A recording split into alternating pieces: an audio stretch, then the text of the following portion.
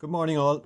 So today we're going to continue on with trigonometry again, and we're going to look at calculating sine, cos and tan of an angle using a calculator. So just a quick reminder of how we found sine, cos or tan of an angle last week was we used our sine, cos and tan ratios, which we had our kind of mnemonic to remember was SOHCAHTOA, and we knew that sine was opposite over hypotenuse, cos was adjacent over hypotenuse, and tan was opposite over adjacent. Okay, so in order to find sine or cos or tan of an angle, we needed to know, well, at least two of the lengths of the sides of a triangle. So for instance, if I wanted to find sine of this angle here, theta,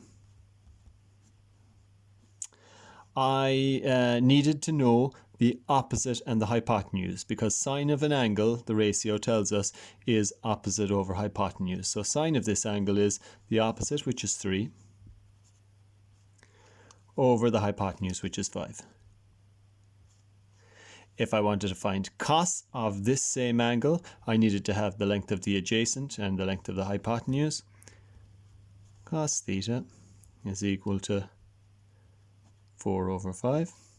And finally, if I wanted to find tan of that angle there, I needed to know the length of the opposite and the length of the adjacent. So you don't need all three of them all of the time. Like if I was just asked for tan, I would just need to know these two sides of this triangle. So tan theta, opposite, 3 over adjacent, 4. Okay, so for today's lesson though, we're going to look at a different way of finding sine, cos and tan of an angle. A way that doesn't involve needing to know any of the sides, any of the lengths in the right angle triangle. This method, all you required or all you need in order to find sine of the angle is the actual size of the angle itself, which we've never given you so far, and you need a calculator. Okay? So let's look at another triangle here. I'm going to say it's about 30 degrees there. Okay, 30 degrees. This is the hypotenuse, isn't it?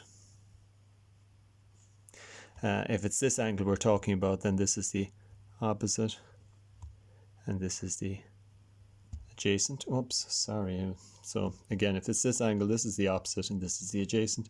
That's the hypotenuse. So in this example, if I want to find sine, cos and tan of this angle here, I don't need to know any of the lengths of the sides because I know the size of the angle this time.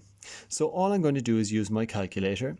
Sine 30 degrees is equal to cos 30 degrees is equal to, and tan 30 degrees is equal to. So unlike up here where this angle was unknown and we just called it theta, we gave it a variable name, we know the size of this angle, so we don't even need to calculate the lengths of the sides or know the sides at all in order to find sine, cos and tan of that angle. So what we're going to do is we're going to use our calculator. So before we use our calculator to find sine, cos and tan of an angle, we need to make sure, and I think most people have this calculator, but even if you don't have this calculator, a lot of calculators have the same kind of symbols on the front of them. So if you're looking at your calculator now, if you can see a D up here, just right there, that D stands for degrees. It means that if you use sine, cos or tan in the sine, cos and tan buttons on your calculator, the calculator will know you're putting degrees into the calculator. Okay, so I suppose that raises the next question. What else could you be putting in with sine, cos and tan? And the thing is, with angles, or the measure of angles, there are different units of measure you can use. Now, the only one we'll use for junior cert is degrees. But just like when you're measuring length, if you're measuring the length of something, you could measure it in inches or you could measure it in centimeters. With measuring angles, you have 3 different measures of angles on your calculator. One is called degrees, one is called radians, the other one is called gradians. Now you do not need to know the radians or the gradians, you only need to know about the degrees. So you can forget this almost immediately afterwards. All you need to know or to make sure of is that your calculator is set to degrees. So if you don't have a D here, you may have a G or you may have an R. for gradients or radians. So here's how you change it if it's not at D. Shift, and then the mode setup button, and it brings up this menu here. Now you can see there's DEG for degrees, RAD for radians, GRA for gradients. Okay, so you've got your 3 different types of measure of angle. You want it to be degrees, so press 3. Now, if there was a D already up there to start with, then you didn't have to do any of this. But it's important to check it before you do any of these calculations, because even though we won't be switching between radians and gradients and degrees, if you had an older brother or sister using your calculator for Leaving Cert, they might have changed it to radians because that is on the Leaving Cert course. Okay, so first thing, make sure it's set to degrees. That's probably the most difficult part of the thing we're going to do today. The next thing, if we want to find sine of 30 degrees, we just press the sine button in your calculator, SIN, put in 30. We don't have to put in the degrees. The calculator knows that it's degrees because the D is set up here, so you don't have to put in degrees. Close the brackets. Now sometimes it will open with just the one bracket, or it will work rather with one bracket open and no closing bracket, but in some more complex calculations later on it will require you to close the bracket, so it's a good habit just to close the bracket anyway. So sine of 30 degrees, press the equals, the answer is 1/2.